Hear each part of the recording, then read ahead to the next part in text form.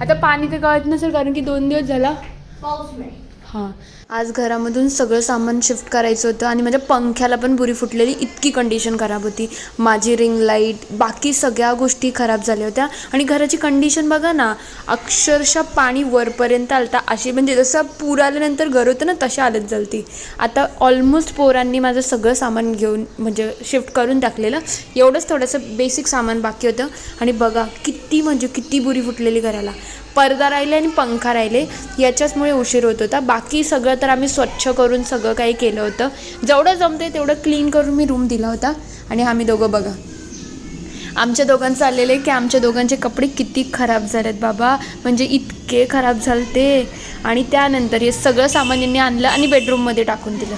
बघ ना हे काय आहे. मम्मीला बोलायला शिंगोले. अरे खूप कर हा थांब तिला बरं बरं अशी अगं तिला बरं